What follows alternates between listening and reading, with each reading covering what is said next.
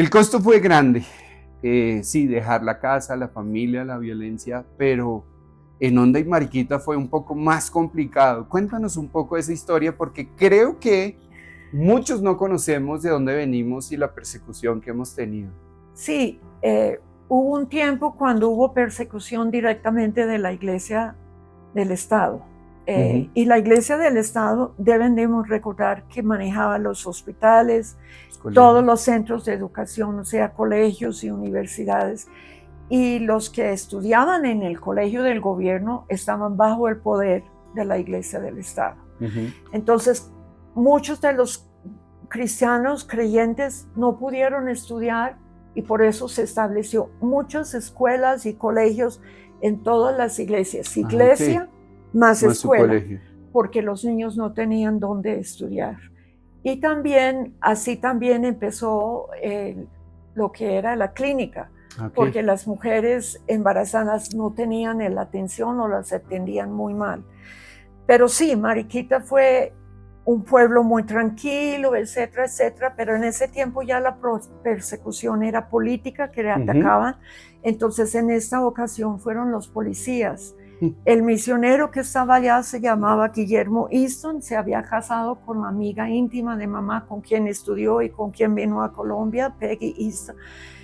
Y estaban teniendo bendición de Dios y la policía vino y los llevó y los llevaron al cuartel. Y allá los empezaron a molestar y burlarse. Habían 4 jóvenes colombianos más el misionero. Entre los 4 jóvenes colombianos estaba Saúl Sáenz, que ayudó a fundar algunas iglesias y también perteneció al presbiterio general. Y ellos contestaban, pero la burla fue constante. Entonces empezaron a decirles, le pusieron un fogón en el centro y que daran la vuelta. Como eso no les satisfizo a la policía, aparte de escupirles y golpearles, les hicieron desnudar. Y los desnudaron completamente y mientras daban la vuelta, claro, estaban tomando, se burlaban de ellos. Eso sí afectó muchísimo más al misionero. Él quedó impactado en eso, porque sentía que su dignidad había sido vulnerada. Pero no solo eso, les hicieron comer estiércol y todo lo que había en el piso. Entonces fue muy fuerte hasta que ellos se cansaron, los policías, y se durmieron. Cuando supieron aquí en Bogotá, porque Mariquita en ese tiempo era como la base de del ferrocarril. Entonces allá había británicos que estaban trabajando en la ferrocarril y avisaron y de Bogotá mandaron y hicieron la queja y fue liberado. Pero el impacto emocional fue muy fuerte sobre ellos, pero especialmente sobre Guillermo. Él se quedó hasta que su hijo cumplió 11, 12 años, su hijo mayor, que era contemporáneo conmigo, y ya no volvió. Él no pudo. Escribió un libro en inglés, no está en castellano, sobre ese incidente, porque era muy buen escritor.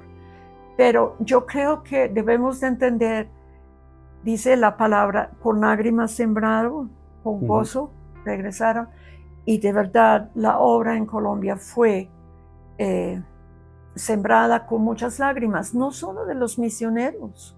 Los colombianos sufrieron allá en los llanos. No recuerdo el sitio exactamente porque me voy confundiendo, pero un colegio tenía en la escuela y la gente no tenía mucha plata, pero habían ahorrado suficiente para construir su templo, y ese sí fue la iglesia del Estado, ordenó y quemaron todo. Y ellos alcanzaron a cruzar el río y se paraban, y papá dice, llorando, nuestra iglesia, nuestra escuela quemada, y con tanto amor y sacrificio. Y creo que nunca más tuvieron como las ganas, y el esfuerzo les impactó muchísimo. Pero perdieron todo todo lo que habían invertido. No fue que le robaron el equipo de alabanza, por decir algo. La música, los instrumentos y eso. No, todo, bancas, todo. La iglesia, la escuela, absolutamente quemada. Y después también trataron de volver y tuvieron que volver secretamente para sacar sus cosas. Y en ese tiempo, pues en la casa recibíamos la gente que venían de todas las misiones a buscar refugio.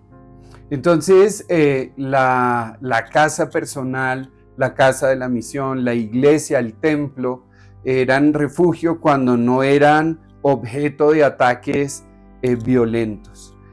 Misioneros y líderes colombianos han sembrado con lágrimas y con dolor, torturados, sí, violentados, y eso vuelve y se repite en los años 80 y 90. Como Cruzada Cristiana estuvimos en sitios de muy difícil acceso, de muchísima violencia, y se ha persistido a lo largo de esos años. Y es muy importante que recordemos eso, porque no son solo los pioneros, no. El sufrimiento por la persecución de las guerrillas comunistas en los años 80 y 90, los asesinatos, las viudas, los desplazamientos internos también se dieron. Para ya los años 80 éramos una organización colombiana, sí, éramos una organización que había crecido del corazón de Dios. Y sí, se generó una división, y dolorosa, entre aquellos que querían cesar las obras del Espíritu Santo y los colombianos con el abuelo y otro grupo de misioneros que querían salir adelante. Sí. Fueron razones profundas teológicas las que causaron este inicio, no administrativas, ¿cierto? Pero vamos a verlo más adelante. No sé si quieras cerrar este segmento con una historia antes de que nuestros participantes en el C3 puedan contestar las preguntas. Una pequeña historia, algo que nos desafíe a persistir. Yo solo quiero comentar que a veces creemos que la persecución, como tú mencionaste, era solo en estos días.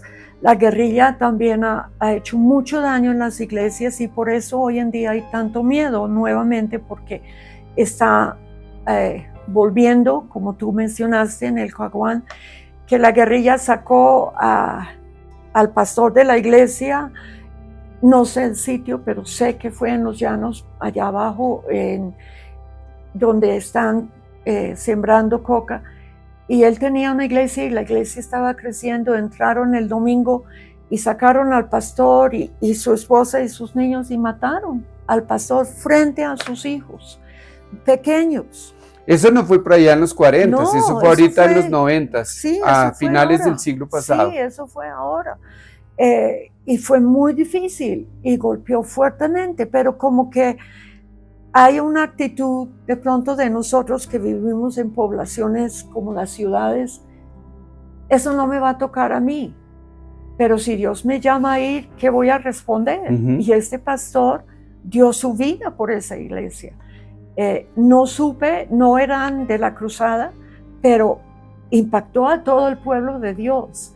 Y creo que hay lugares donde más se ha sufrido ese tipo de cosas. Y tristemente como que no nos sacude suficiente para sentirlo hasta que nos toca en propia carne. Y espero que eso no tenga que suceder, pero a veces Dios permite eso para que nos despertemos. Y no quiero, de verdad, no quiero que eso llegue a suceder.